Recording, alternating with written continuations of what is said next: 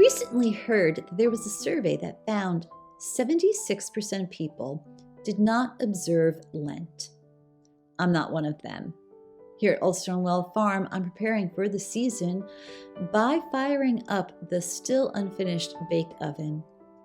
But it's enough to get some bread baked on top and to burn the palm branches from last year to make some ashes. Back in the kitchen, though, I want to introduce you to a traditional Swiss soup that traces back to medieval times. It's often served at carnival time, those days leading up to Ash Wednesday, in which you indulge in rich foods. Carnival, in fact, is Latin. That means farewell to meat. But this soup is so humble and the ingredients are so sparse that I think it's perfect for Ash Wednesday. It's called browned floured soup. And all it is flour that you brown in some butter, and then you add some water, and then you add some onions that are studded with cloves. That's all. To me, it is the perfect meal for Ash Wednesday. So come, let's begin our Lent together. Well, I'm beginning my 40-day journey on this Ash Wednesday a little bit smoky. I was outside getting the bake oven all fired up, the top and the bottom. And even though it's not done, I can cook in it.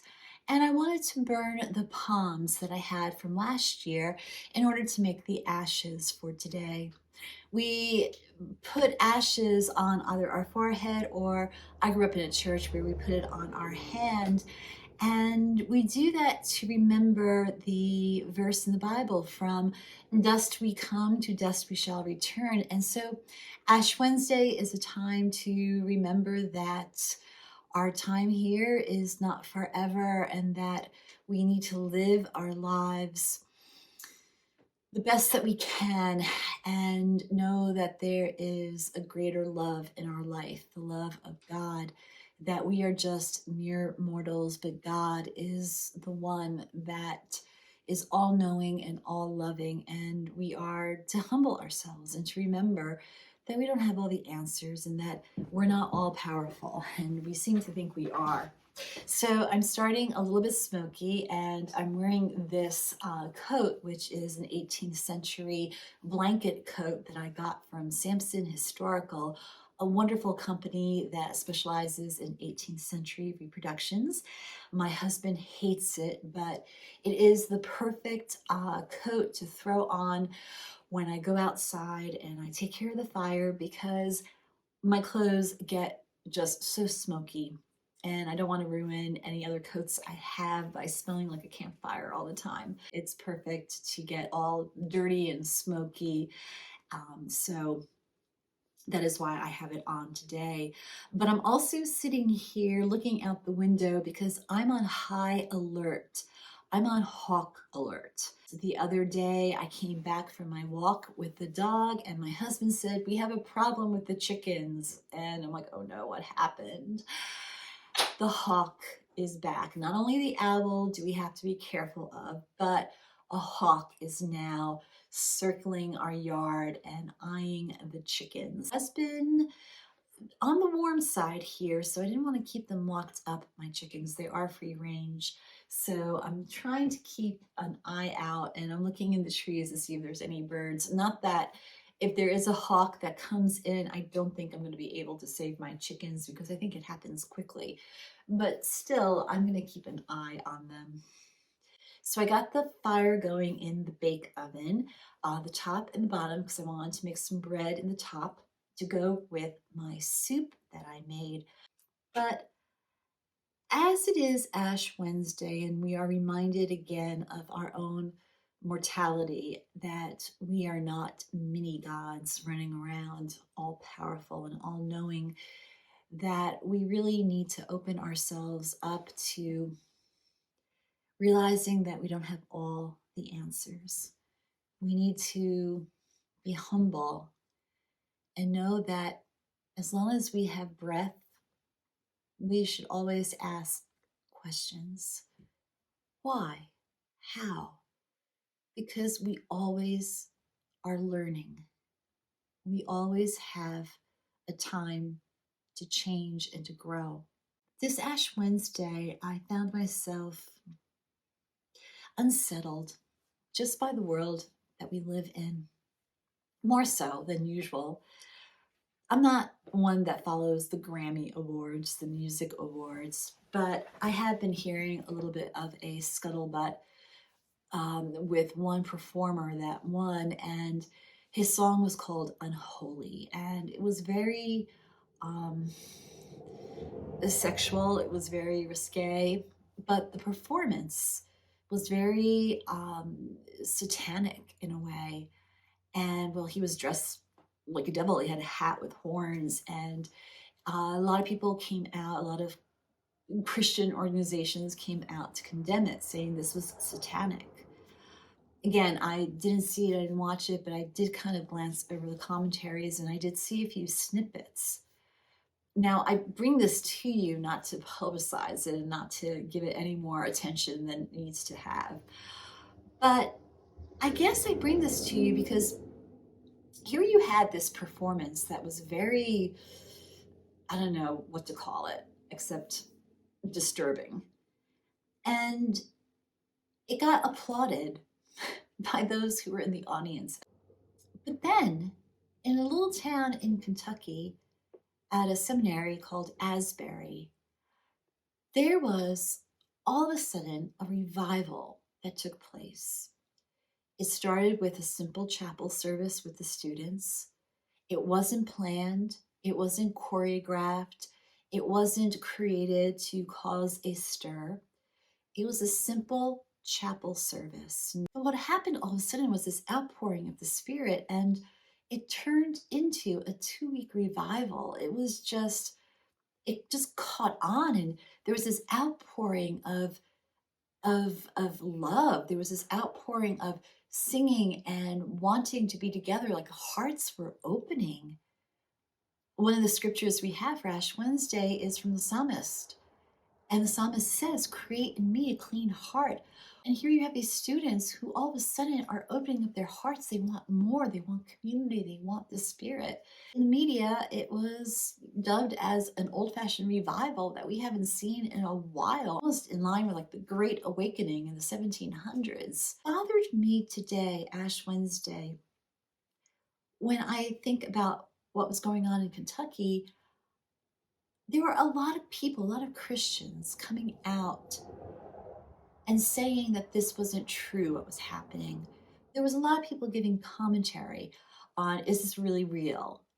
Is this just a show? What's going on here? And there were a lot of Christians, and some that I know in my Presbyterian circles, they had to take to social media and say, well, I feel like I have to weigh in on this. The social media commenting on what's really going on. Can this be trusted? Is this just, for show? And it bothered me because here you have people who are having an experience of God and they're being questioned if it's a performance, if it's true. But then you have these performers getting applauded for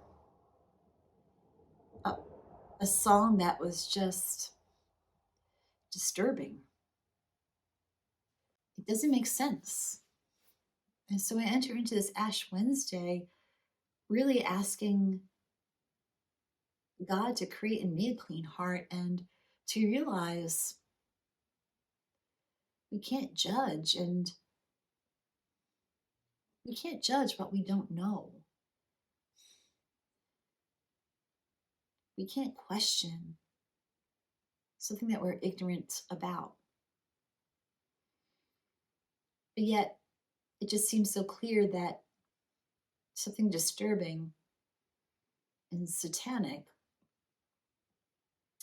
was okay and being applauded, and yet a revival was being questioned.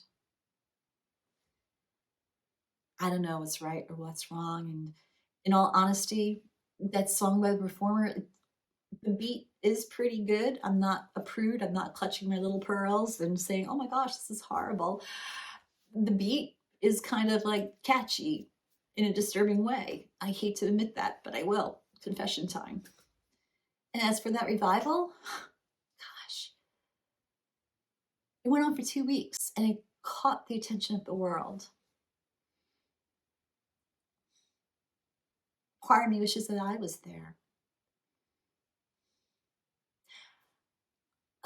Pastor author Nadia Bowles-Weber, she commented on the revival, and I can't thank her enough for what she wrote.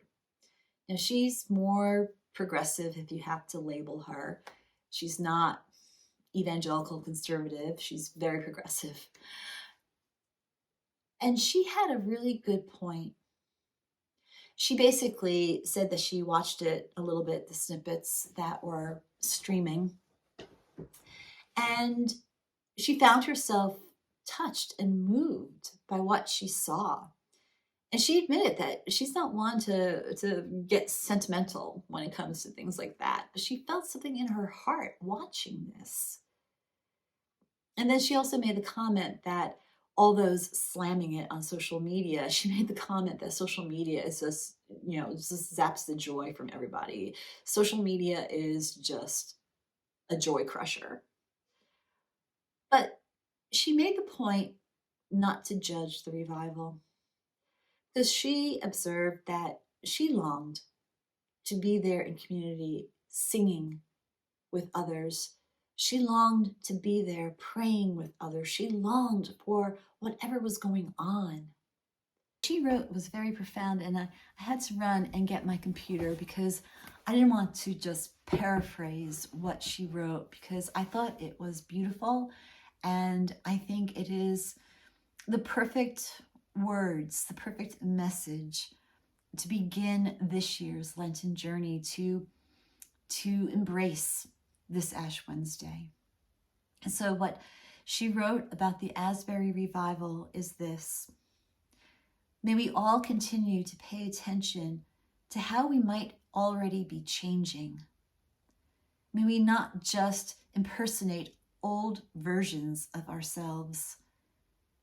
May we be open to gently walking away from hills on which we have planted flags. So this Ash Wednesday, whether you get ashes at a local church, or even just take some water if you don't have any burnt palms from last year, or some dirt, some soil, or like I did last year, some snow, whatever you might have, or nothing at all.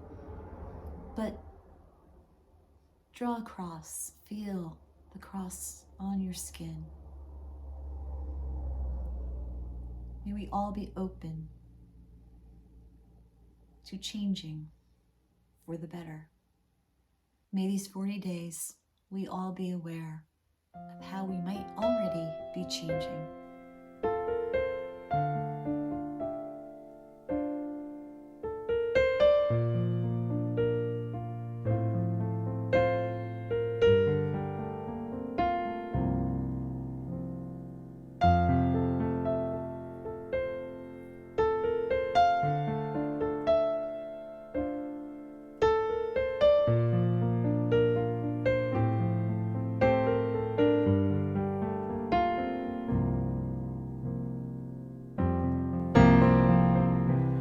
Create in me a clean heart, oh God, and renew a right spirit within